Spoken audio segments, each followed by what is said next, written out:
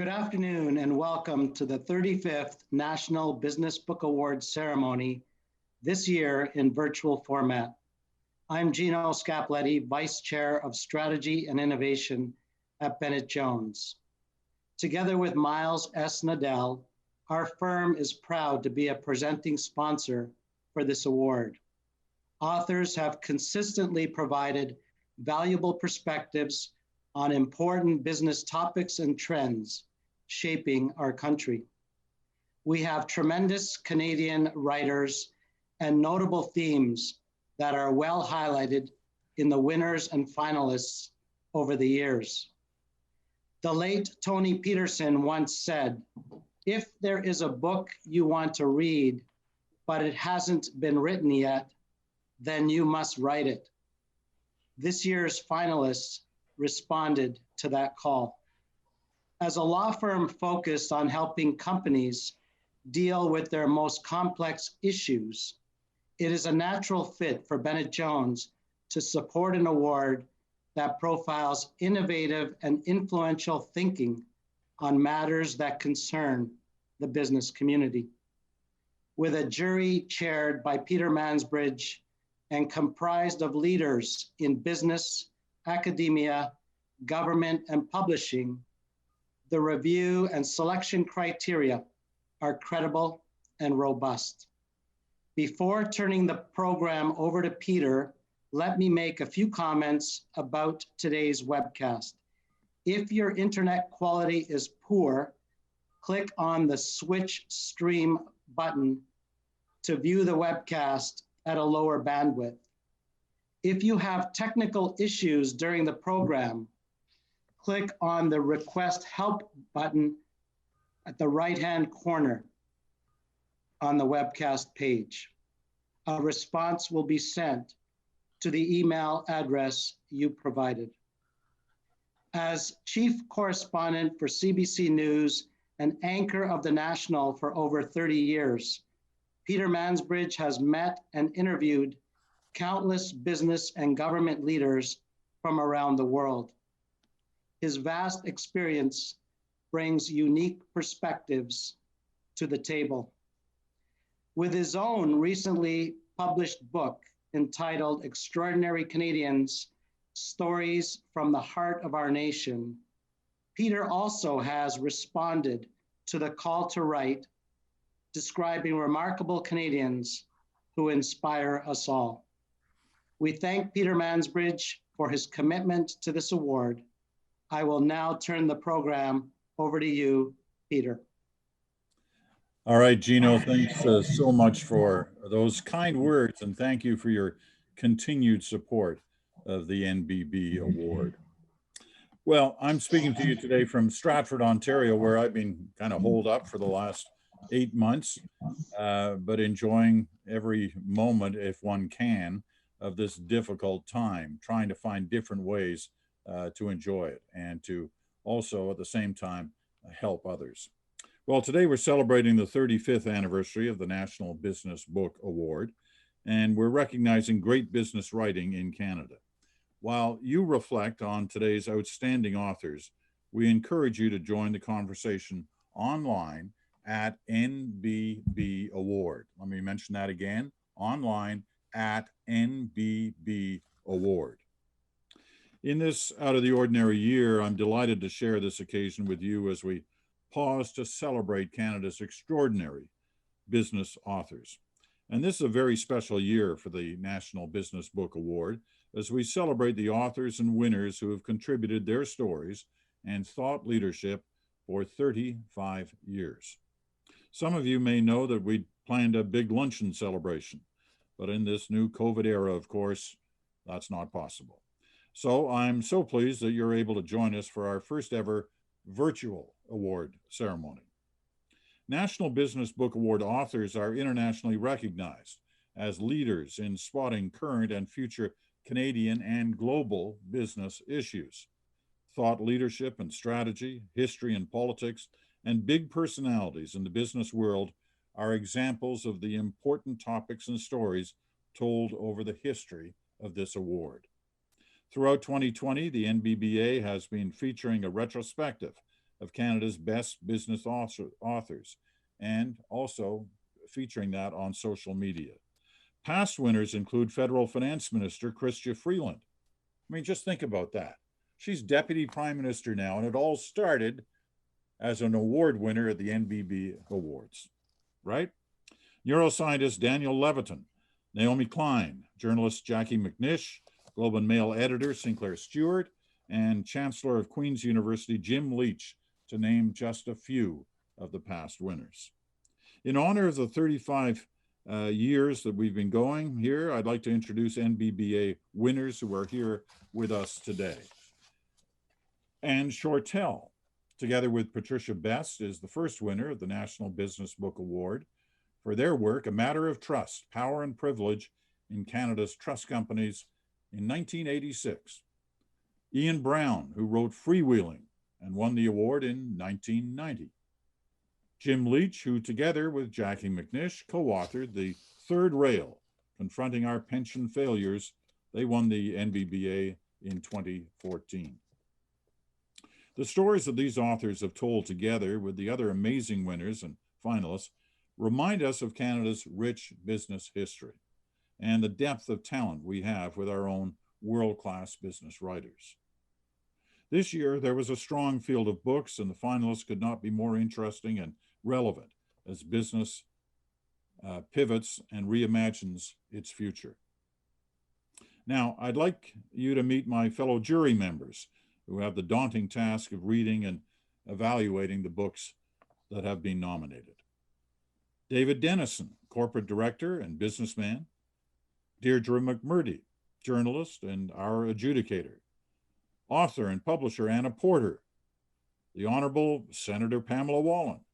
And Dr. Leonard Waverman, Dean of DeGroote School of Business at McMaster University. Here's how it works. Books are submitted by publishers and authors and evaluated on 5 key categories: originality, relevance, excellence of writing, thoroughness of research, and depth of analysis. I thank all the jurors very much for reading and debating the merits of a great selection of books. Before moving on to the main event and introducing the finalist authors, I want to thank our sponsors and partners who make this prestigious literary award possible, especially in this past year. It's been a difficult year for all of us, but our sponsors have really stood up to the plate and helped us through a difficult year. Surprisingly, in this unusual year, we've got more sponsors and more partners than ever before. And in these trying times, their kindness and generosity is extraordinary and very much appreciated. Thank you, Gino Scappellati and Bennett Jones LLP, for your continued commitment and support. And a warm welcome to Miles Nadal, who is a new co-presenting partner. Miles is an entrepreneur and philanthropist and founder of Peerage Capital. Our supporting partners share a common understanding of the importance of business education and thought leadership. Welcome Peter Fenton and the Targeted Strategies Group, Stephen Smith, Chair and CEO of First National Financial Corporation, and Leonard Waverman, Dean of DeGroote School of Business at McMaster University, who's actually doing double duty, as you already heard, as a supporting partner and as a member of the esteemed jury. Media partners, and we live for their help, the Globe and Mail and the Walrus are helping us amplify the stories and accomplishments Canada's outstanding business authors have achieved. Our award ceremony partners are helping to attract new audiences and perspectives, and we are so grateful for their involvement. Chartered Professional Accountants of Canada, CPA Canada, is represented today by Tobin Lambie and his team. Financial Executives International, Toronto chapter, is represented by Mark George. The National Business Book Award prize manager is Mary Ann Friedman of Friedman and Associates.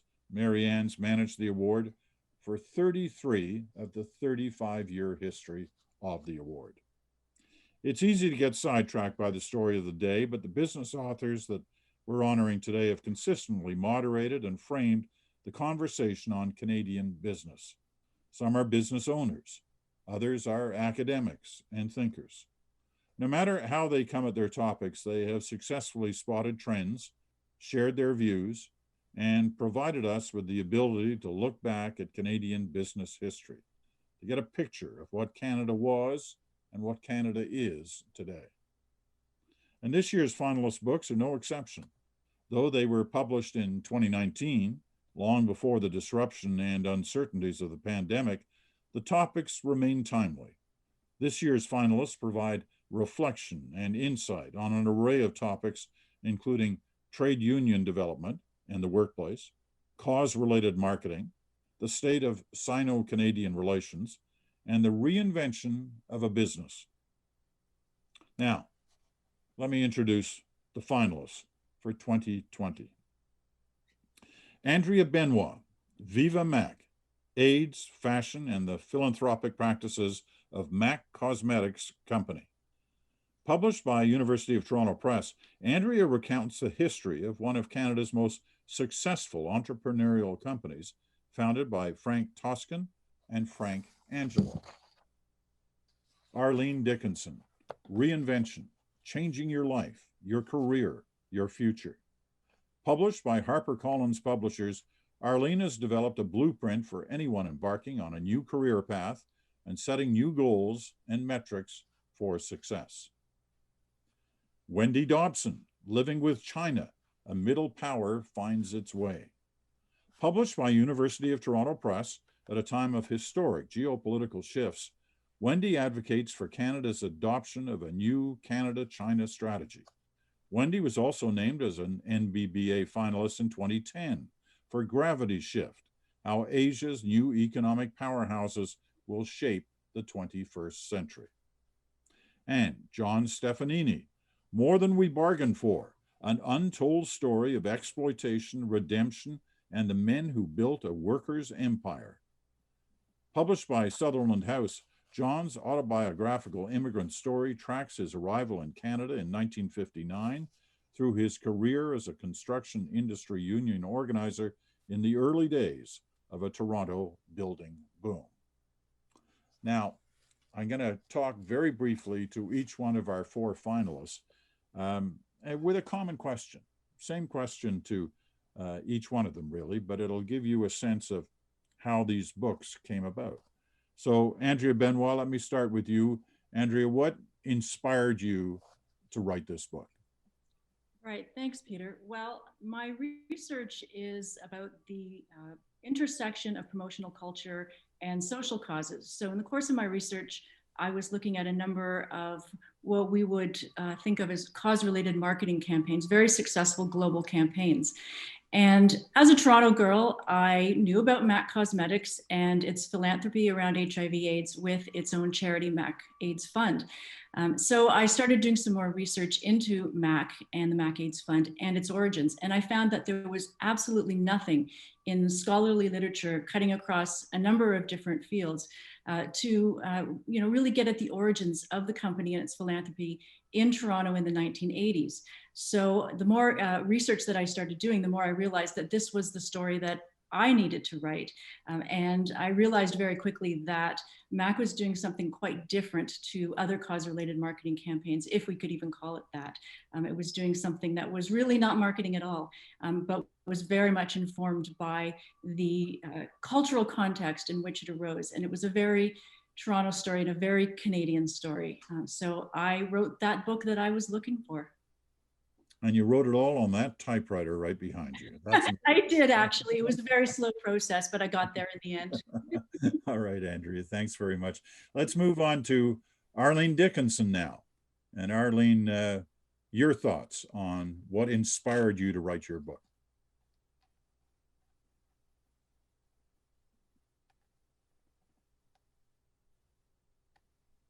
Now, if I'm supposed to be hearing Arlene, I'm not. Oh, how's that? Is that better? That's better. Nice. Oh, sorry. Nice play. Thank you. Thank you. I actually cook with those pans, believe it or not. Back in 2013, there was a major flood in southern Alberta, one of the worst natural disaster that happened in Canada. And that flood actually impacted my business, Venture Communications. And pretty much almost put us out of business. And it was that kind of brink of being on the edge of failure, especially when you're a dragon on Dragon's Den and you're talking to people about how they should be running their businesses and doing everything. Facing failure was like staring me right in the face. And it was a very difficult time. And I had to make some really tough decisions about whether I wanted to reinvent my business or close it down. And as we know, when you run a business, a lot of people depend on that business for their roof over their heads, for the food on their table, for the clothes on their kids' back. And so it was a very emotional decision to continue figuring out a way to carry on, even though the flood had almost put the business out of business.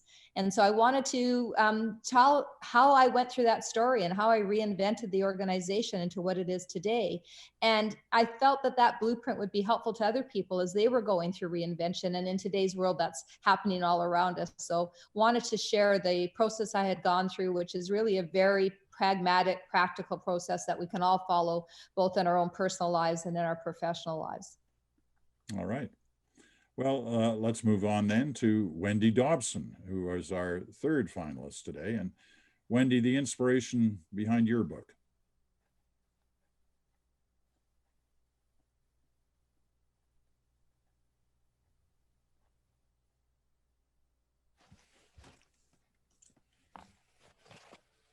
All right, so we're having a little problem here connecting with Wendy. Have you got both the mute button off? And there we are. Okay, there we go. So sorry. That's okay. So I was so caught up in the challenges that we've just been hearing about. And I've got a very different challenge to talk about. Living with China, which is the title of the book, is also to me a major challenge. Living with China, central challenge of our time, I would say. In the past 40 years, we in the West have supported China's reform and opening in the expectation that it would become more like us. Instead, we're living with a China that's remained itself, an authoritarian capitalist state with managed markets, a remarkable growth trajectory, and growing global influence. So a key implication for us in Canada is that we need a consistent, focused China strategy that promotes our interests. And that's why I wanted to write the book. As context, I recognize that Canadians don't understand China very well, especially its remarkable emergence as innovator and investor. And we need to improve our knowledge of its leaders' evolving global views. For this reason, I spent a good portion of the first part of the book explaining the Chinese economy to Canadians. We should also invest in a clearer definition of our long-term interests in expanding our trade and investment relationships and safeguarding our national security. A central lesson of the Huawei-Meng Wanzhou saga that has unfolded in Canada since 2018 is that we should protect our interests as the competitive and adversarial China-US relationship continues to heat up. We should press them both to support multilateral institutions and observe universal values and rules that promote coexistence, the key, coexistence, which allows both competition and cooperation. Thanks, Peter. All right, thank you, Wendy. And our fourth and final finalist for the NBB award this year is John Stefanini. And John's written quite the story about his own, in many ways, personal journey through life and the impact it's had. So, John, tell us the inspiration. Why did you decide to tell your story this way? From 1960 to 1932, I was privileged to represent many thousand construction workers, most of them immigrants. Their lives were not easy. They were exploited, discriminated against, injured on the job because of poor safety conditions. Yet, they worked hard, they paid for their own doctor, they bought or built their own houses, they integrated and prospered without any government assistance. I felt I had the moral obligation almost a call to duty to write about their sacrifices I had witnessed, the struggle for better life and for respect. I still see today their tears on their faces after a long, bitter strike, fought more to be respected as Canadian than for monetary gains. It is important to tell their story, their enormous contribution to Canada culturally and economically. Future labor leaders should know what it took to have better safety laws, better labor laws. I also wrote a book to illustrate the importance of employer and union relations to the Canadian economy, and that with trust and mutual respect to each other, everybody wins. Thank you. Thank you, John. So as you can tell, we've got 4 fascinating stories that unfold in these 4 finalist books for this year. A tough choice for the jury. I can tell you, as one who sat on this jury for a few years now, this was one that had a lot of debate internally as we came to a decision. And we're closer to announcing that decision now, but not quite yet, because I'd like to introduce the NBBA co-presenting partner, Miles Nadal. Miles? I'm really proud on behalf of all of us at Peerage Capital to sponsor the National Business Book Awards, especially on the 35th anniversary. I can't think of something more wonderful than to recognize the authors who put so much time, effort, and energy to create these business books that has taught us as Canadians where we were, where we are, and where we're going. I think these books will have incredible value in the years ahead. As an entrepreneur, I've always been curious. I've always asked a lot of questions because I've learned to listen and to read and to watch the accomplishments of other entrepreneurs and to learn those life lessons and to apply them and synthesize them in our business activities. Entrepreneurship is really about the ability to identify opportunity and capitalize on it. As Ray Kroc once said, persistence and determination alone is omnipotent, and most entrepreneurs that I know that are successful share that attribute. Friedrich Nietzsche said, "That which does not kill me makes me stronger," and most entrepreneurs I know have gone through great adversity to accomplish their goals and objectives. The growth of Canadian entrepreneurship continues to flourish, and it will in the years ahead, and it's initiatives like the National Business Book Awards to recognize the authors who are writing these important business stories to try and promote the growth of entrepreneurship in Canada, which I believe is one of the greatest paths to prosperity, not only for the accomplishments of the entrepreneurs, but their ability to contribute to society, to grow employment, to create opportunity for upward mobility of careers for others, and most importantly, the ability to give back to the community. As Forrest Witchcraft once said, 100 years from now, no one will ever remember the car you drove, the house you lived in, or for that matter, how much money you had in your bank account, but the world may be a different place if you've made a difference in the life of a young person. Through the growth of entrepreneurship and continued economic value, one is in a position to give back to society, which I think is the greatest calling of mankind. Again, I want to thank the National Business Book Award Association for this privilege and opportunity to sponsor the 35th Annual Book Awards. We look forward to continuing our involvement and our sponsorship for many years to come. Thank you very much. Thank you, Miles, for your continued commitment and your continued contribution to both entrepreneurship and philanthropy. It's greatly appreciated. Well, we reached that moment. It's time, and my great pleasure, to announce the winner of the 2020 National Business Book Award. So you've got to imagine a little bit of a drum roll here as we get to these words. Our winner for 2020, the National Business Book Award, is Andrea Benoit for her book, Viva Mac, AIDS, Fashion, and the Philanthropic Practices of Mac Cosmetics. So Andrea, we'd love to hear from you again on receiving this award. Congratulations. Thank you so much. My goodness. Thank you very much, Peter, and to the jury. I'm a little speechless. Thank you very much to the National Business Book Award for organizing this. Thank you very much to the University of Toronto Press for taking me through the last few years, seeing my book through to completion, and to this moment. I owe everything to you. Thank you so much. I'd like to give a shout out to Western University and the Faculty of Information and Media Studies. It's where I've come from. And I'd like to thank my colleagues and friends there who have been with me through this story over the last few years. I also met a lot of wonderful people along the way writing this book, people who were happy to share their stories and memories with me. And primarily, I'd like to thank Frank Toscan, co-founder of MAC Cosmetics, for his incredible support.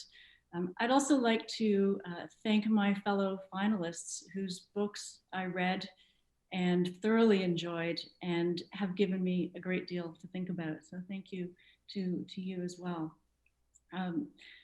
When I wrote the book, as I was writing the book, I could never have imagined that we would be in a moment where we would be living through an epidemic, a pandemic. Never crossed my mind that when folks would be reading my book, that they would find resonance in the experience of an epidemic. And so, you know, I hope when folks read it, and I do hope that folks pick it up and read it, that they have a better insight into the experience of losing people around you, of experiencing grief and death, of experiencing confusion in media and politics and what stories to listen to.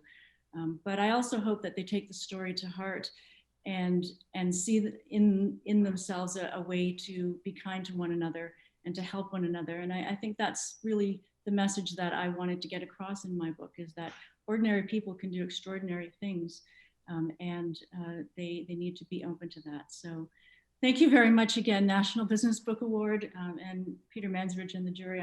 I'm thrilled. Thank you so much. Well, you're more than welcome, and we're thrilled that you're excited with the win, and we congratulate you, of course. There's no doubt that you are a worthy recipient of the 2020 NBBA Award. Now, it's time to wrap things up, I guess. And so let me make a couple of remarks. Stay tuned for the NBBA podcast series. We started this a couple of years ago, and it's been really successful. Curating the business conversations hosted by Mitch Joel of Six Pixels Group in the coming weeks. Thank you, Mitch. The episodes dive deep with each author and each author's story. Nominations will open in January and close at the end of March 2021. The NBBA is continuing to evolve, looking for ways to engage authors from diverse backgrounds with unique perspectives on Canadian business. Given that this past year was hopefully an anomaly, we've made the decision to extend the deadline for submissions to the end of March 2021 to ensure that we achieve the broadest field of authors and entries possible. If you've written a business book or know someone who has, please nominate books for next year's awards and follow the National Business Book Award on Twitter at NBB Award. For our media friends, please contact Marianne Friedman to arrange interviews. The award ceremony, as exciting as this last half hour has been, is going to be available online in the next day or two at www.nbbaward.com. All right. Now, wrapping up then. Thank you again to the sponsors and the partners who make the National Business Book Award possible. And a special thank you to our co-presenting partners, Bennett Jones and Miles Nadal, and all of you who have joined us today to celebrate Canada's best business writers. We're hoping to be able to gather in person next year, but if we can't, we'll see you here again. So if you have an opportunity, if you haven't already, please pick up any one of these 4 books. They're a great insight into Canadian business stories for this past year, and you'll enjoy reading them. And then, of course, when you're finished reading all of them, if you're kind of searching around for something to read, oh, I just happen to have over my shoulder a copy of my book. It's not a business book, but it's a kind of book that you'll find perhaps inspiring. Extraordinary Canadians. A shameless plug, I know, but what the heck.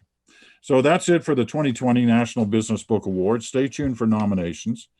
Stay healthy, stay safe, be careful out there. Bye for now.